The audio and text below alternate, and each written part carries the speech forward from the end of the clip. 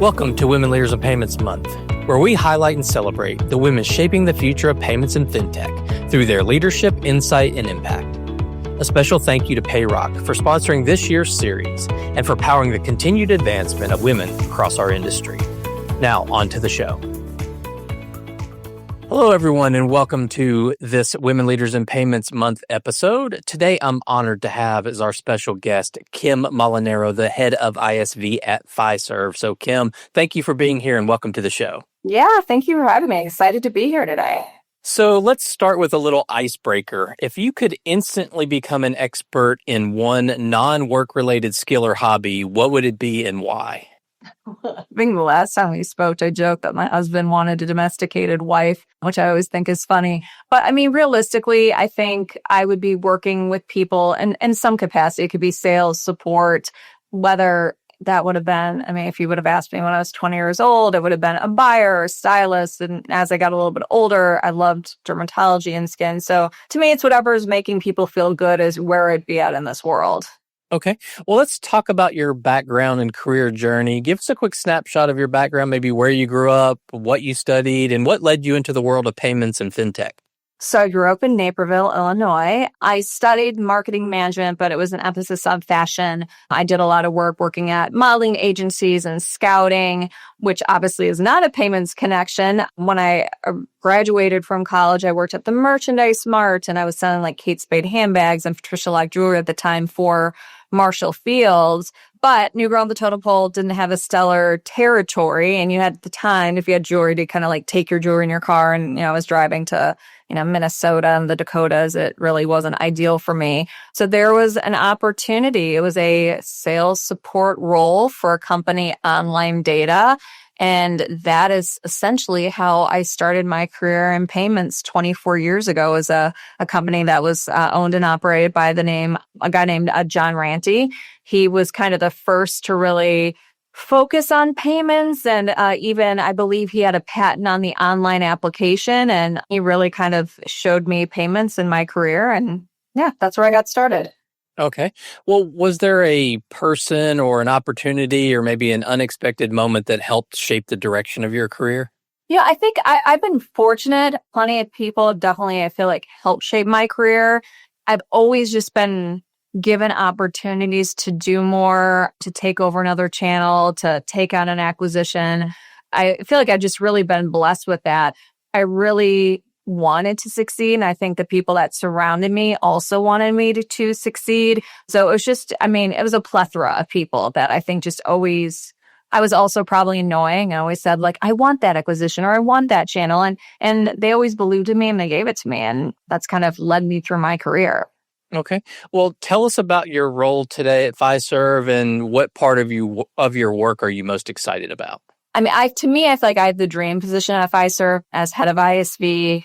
I think that's the nerd in me. I truly love what I do, the people I get to work with on a daily basis. The channel is special. It's to me like this little engine that could. We've had multiple leaders and in and out of channel, but the team has always produced. So it's like such an amazing foundation. This channel actually came from the Car Connect acquisition that First Data did and the BluePay acquisition. And then essentially putting those two together and creating this ISV channel. So like that was the foundation that built everything. And I think I was just very fortunate that the Car Connect team had an amazing group of people. The BluePay team, an amazing group of people. They actually, both companies had a really nice base of ISVs, which it's amazing because a lot of those ISVs are still with us today. And that was the foundation. I've got to grow with all those people over the last almost 9 years since the acquisition. So, it's a fun part. I think software is very interesting. I think it's shaping how people are accepting payments. Software, the actual culture of software I think is really cool because they're small companies. They're fun to be around. So I love it. I love that I get to get out and go meet really cool people and help them grow another revenue stream. Okay. Well, maybe for those in the audience that don't really sort of live in the space of software and embedded payments, maybe talk about like what the ISV, you mentioned software, maybe give us a little more detail about what that is and sort of maybe what your mission is with the company. Yeah. So the thing is, so any software platform, they have to have a way to, if they are, needing to accept payments for their goods or services, they need a platform to do that. So our main platform is the legacy Card Connect platform, which is CardPoint. So just think of API connections. So a software can easily consume the connection point to accept payments through the back end. And if you think about it, even 20 years ago, 25 years ago, when you were in the payment space, everything was very much like a standalone terminal. People weren't utilizing software. And over the last 20 years, that's completely shifted. Software is the way that everyone is running and operating their businesses. It's very rare to me that you actually just see like a standalone terminal now, and people want to be smarter with how they're running the business. And they want software that not only allows them to run their business, but makes it easier, gives them ways to, to bring in marketing and to bring in other value-added services. And that's really what our channel is doing, saying, here's the foundation to accept payments. Then here's all these other amazing things that you can consume within your experience, so that when it comes to really leaving, it's a customer that doesn't want to leave because, first of all, they love their software. And if they love their software, then they're going to be a customer for ours for a very long time. And that's where we've had a lot of success when it comes to even our attrition rates. From an industry standard, they're very low, because as much as the software grows within the space, it also grows our client base. And it allows you to reach thousands of merchants at once, which is really unique. Okay. Well, let's pivot a little bit and talk about leadership and perspective. So this year's theme is the future is human. So when you hear that phrase, what does it mean to you as a leader in payments? The future is human. To me, it's not AI taking over the world. To me, it's really becoming smarter with our time. And, if you think of like payments and tech, we can build quicker, we can be smarter and faster, and it's a win for everyone. So I think the future is human, meaning that we are still going to be present. Like when it comes to sales, no one wants to, have a sales conversation with an AI robot. But I think it's just going to allow us to be a lot smarter with our time and to deliver things quicker. And, basically things that might have taken a day or two can maybe get done in an hour. And then there's more time focusing on sales and revenue generating activities that come in the door because you have that component of AI behind it. Okay. Well, as we've been talking about, payments is becoming more and more digital, more embedded into the experience. So what do you think leaders need to be keeping front and center as this industry continues to evolve? Honestly, change is what keeps us moving forward. I think, I just mentioned that the days of like standalone solutions are eventually going to be gone. A merchant really wants everything in one operating system, from payments and bakings to loans to credit cards. So that is the future, and leaders need to, I think, lean into that change, or they're going to be left behind. Any suggestions for those? I've been in payments for 20 years, and I remember the days when the salesperson had the terminals in their trunk of their car, and they'd stop at one end of the, strip mall and walk all the way to the other end, right? Yeah. So things have really changed. So any thoughts on like keeping up with that change? Yeah, I think keeping up with it is, if you're an agent or you're an independent sales rep, I think it really is connecting with software companies, and whether it's you're helping them sell their software solution coupled with payments, or developing your own relationship with software companies. Like, I think that's just the way that the industry has evolved. Even for us at Fiserv, you think of the Clover ecosystem now. It's not just a standalone device. It's a full point of sale that allows you to operate every facet of your business. And then you have Clover Marketplace, and there's all these different apps that can allow you to be more successful within your day. That's essentially how we've kind of shifted within, our standalone solutions, from the terminals to more of these point of sales. And then you bring in all the softwares and you kind of couple both of them together. It's these robust systems that are just gaining more traction. So to me, that's just where people need to like think about it, to say, okay, obviously I'm not going to knock on a door anymore and sell a terminal. I have to be more creative of the package and what I'm selling. And I think that's, the whole, everything that's, the hot topics of embedded finance and all these different things that are happening in industry. That's where they need to lean into, because it's not just payments anymore. I think you have to kind of come with this umbrella bundled approach when it comes to selling. Okay, so what is something that you've learned about leadership that you wish you had understood earlier in your career? I would say definitely the need to eliminate toxic people. I think people spend the majority of their time, and you want an environment that's full of collaboration and differences and open communication. And if there's one person that's disrupting or making people feel uncomfortable, I think as a leader, you have to make those swift decisions. You can't people please anyone. It's really a balance. It's not like I'm just saying, come in and, oh my gosh, if you just don't like this person, get rid of them. But it's just making sure that it's a really good environment, that everyone within your team feels that they're seen and they're heard, and, making that a priority. I think early on, at least for me, I think I was such a people pleaser that I, just, even if there were maybe some people that weren't the right fit for the team, I think I always wanted to please. And I think as I've, developed and more into a leader, I'm really quick in making sure that the environment for my team is one that they feel they can be productive in. Because at the end of the day, it's like I want people to feel that they can ask any type of questions, whether they feel like it's stupid or not, and there's no judgment behind it, because those are the conversations that can help drive more revenue and more success within a channel. And it allows people too to want to stay to meet with the company longer and really develop their career. I've been blessed with the team of people that I've worked with for almost, close to a decade now. And some people I've worked with for almost 20 years. And what I think is amazing about that is like the foundation of that and how you collaborate is so different. And you do kind of understand like a direction someone's going to go with a certain project or how they view certain things. That to me is so, so important.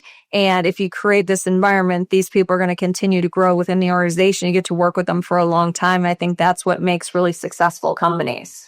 Okay, well, let's talk about the human side of payments. We've talked a little bit about this, but behind every payment is an actual person, a business, or a need. So how do you think about the human side of payments in the work that you do? Yeah, for me, it's everyone's really just trying to make it. It's the software partner, it's the merchant. Everyone has families, everyone has bills. And even if it's a stressful situation, people really just want to be heard, treated kindly, feel seen. For me, it's like I truly want my conversations with a partner, a merchant, a coworker, an associate to feel heard and seen. I think there's value in that. And you kind of just always have to, keep that in the back of your mind. I've worked with so many different colorful people over my time, and even just talking to angry merchants or angry agents, like, yes, there's moments where you're probably getting screamed at and you're just like, okay, but I've always learned like kind of let someone kind of air their grievances. After that, you can always have a really good conversation. I think that's just the human component of everything. Everyone has emotions, and you have to remember that and not take it personally. Okay. And, one of the key things, and obviously a very critical part of payments in the industry that we're in, is trust. So how do you think companies can build and maintain trust as our industry becomes more automated and more technology driven? Well, I think trust, that really is the human component. You need to take accountability. You definitely don't want to oversell. Be transparent. Not to forget that business is really dealing with people. To me, we can't let automation and AI remove the most important thing about business. I always say this: people do business with people that they like. It's very simple. If I'm in a business meeting, I think, the person across from me, like we are just not getting along. Do you think I want to sign like a long-term contract or do business with that person? No, but if it's someone that is enjoyable and you're having a collaborative conversation, you may disagree on some things, but you're like, okay, I hear what you're saying. I hear what you're saying. You meet in the middle. Those are the people you want to do business with. And that's just the simplicity of business. And that's the part that we always talk about the whole AI craze, everything that's happening. I think that's the part that's never going to go away. It's just like the human connection of doing business together. Yeah, and I kind of wonder about the whole trust thing with this AI and the agents buying on behalf of people. Right? There's a trust component in our industry, right? We have to know that agent is allowed to do what they're doing. But I also think about it from a consumer perspective. Am I going to trust an agent to go do what I would do? Seriously, I always right? think about that because now, with chat, GPT or whatever, form that you use about, oh, like I'm looking for this top, do this. But now I'm thinking like, but would I actually then trust them to take the next step and say, I'm looking for this dress, this color, this cut. These are the designs I like, go buy one. And like, would I actually trust like what comes to the house? Is it going to be the right thing? I mean, yeah, it's wild, but that's where the world's going to. Yeah. I think, without getting off on the AI topic, I think the B2B AI agents buying machine to machine, I think it's going to accelerate more because I think consumers are Yeah. going to have that. It's going to be harder for consumers to change the behavior. But anyway, it all relies around trust, in my opinion. Yeah. So what is one trend or change in payments that you believe will have the biggest impact on people or businesses over the next few years? Honestly, I think it's agentic AI. I think it's completely changing how we're doing everything. It's AI powered virtual assistants and them doing more and finding and buying on behalf of the human counterpart. It's going to be a game changer, I think, in the next, couple of months, couple of years of just as we start to evolve and understand what agentic AI is. And think for us, it's like making sure that, your dev documents and everything has these kind of like set of eyes that could be read by agentic AI so that you can get more views and looks at what you're trying to sell out to market, because it's going to be robot eyes that are essentially seeing it first before it actually gets to the human eyes to say if they want to buy it. So they're really going to shift how people purchase. Because if I just did a search, like I just talked about, wanted X, Y, and Z, they're going to show me 5 different examples. So if you're not doing the right thing, think of all the small like boutiques and things out there. Like you have to even get on the bandwagon because you want that agentic AI powered virtual assistant to essentially make sure that your products and your services are front of mind. And that takes kind of evolution with everyone being very smart with how they want to navigate their business. And I guess the trends and the search optimization that's going to be tied behind it when it comes to shopping and looking for vacations and your next house and everything. Yeah. So curious how AI has affected your sort of leadership. So how is it integrated into your team, and is it really kind of changing how you lead your team at all? I wouldn't say it's changing how I lead my team. I'm definitely leaning into where if you can, if you use, Copilot and Microsoft and use their AI assistant, like if it, helps you say something better, or if you maybe had a harsh tone that you didn't realize in your email, it helps it correct it. I think those are all positive things. I think it's just like, it's what I'm telling my nephews. It's like, don't let it consume everything that you're doing. Like to me, there still has to be human thought behind what you're doing. My nephews are teenagers and I feel like they're on their phone all the time. I'm like, guys, every time they have a question about school, it's like they're asking ChatGPT. I'm like, guys, there has to be some point where like you stop and you have to let your mind develop and grow, because that's what's going to be lost. If you keep having these AI assistants do everything for you, it's like you're going to lose a part of your brain. So like we've got to make sure that our brains still stay strong and that we're still thinking the right way. But if AI can just insist, like what we talked about in the beginning, just to do something quicker, I'm all for it. But if I were to see, I don't know, everything that's being pushed out from whether that's a salesperson on my team or an RM, and I could tell it's AI generated and there's no thought behind it, that's probably when I would step in, because I still need people to use their brains and figure things out with, to me, a non-AI component or non-robot component tied. They need to, still have the human side is knowledge behind what they're doing. Because if they send out an email and say they just had ChatGPT write a whole thing about a connection point to an API and they didn't have enough wherewithal to go in and say, oh, that wasn't right or that wasn't correct, well, that's a problem, because now you're sending out inaccurate information because you're just allowing, ChatGPT to do your work for you. I don't like that at all. Right. And I think that's something all of us are going to have to work on, because it's easy to just put, hey, I need this email written and have chat do it and then just send it without reading it and, like you said, making sure that it's really... Yeah, that it's actually right. Right. Sometimes when I'm negotiating contracts now, I swear on the other side, it's someone just putting the contract into ChatGPT and then sending me the questions because you're just reading some of these questions. You're like, wait, what? I'm like, did you even read this contract? Like, what are you talking about here? Yeah, it's a great tool, but it can be definitely overused. Yeah.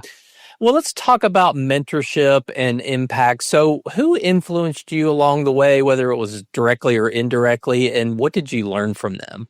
Like I said, I've been blessed. I had so many people, John Ranty, Juan Ortiz, Michael Mertz, who we were chatting about before we started this, Christian Gramigna, Joe Cozy, John Halper, Nick Aceto. I mean, all these people really have guided me through my career at different stages. I think what I've learned is to lean into people. You have to take criticism, take advice, definitely go with your gut in certain situations. But also, I mean, I think as a leader, sometimes you have to know when to take a back seat.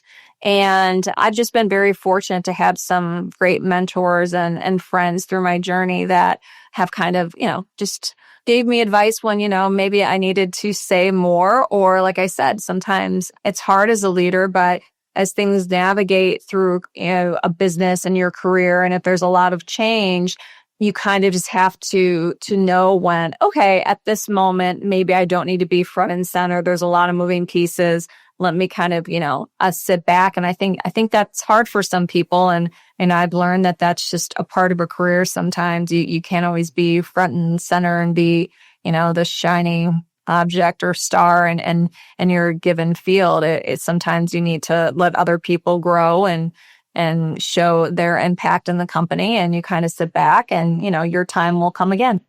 Okay. Well, what advice would you give to the next generation of women that are entering the payments and fintech industry? I would say, definitely it's find a piece that you love about the industry, whether that's tech, ops, sales, really just give it your all. Keep looking for opportunities. Do things that make you feel uncomfortable, make you want to, oh my gosh, like throw up, because those are like the growing moments in life.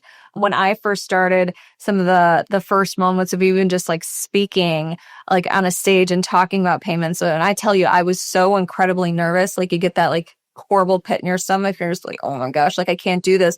But then after you do it, you feel so good. Like those are the things you have to do. And it's not even just if it's public speaking, it's just even in your career, like when it's time to stand up for yourself or it's time to have an uncomfortable conversation, you have to do those things. And you have to be an advocate for yourself.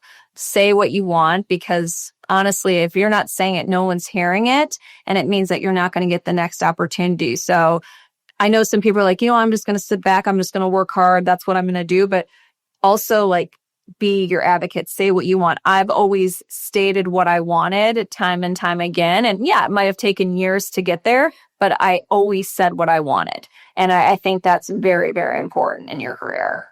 Okay. All that is great advice for sure. So, Kim, let's wrap up the show with one kind of final fun question. What is the one app or podcast or book or maybe TV show, hobby, whatever it is that you do maybe to unwind that would give us a glimpse into who you are outside of work?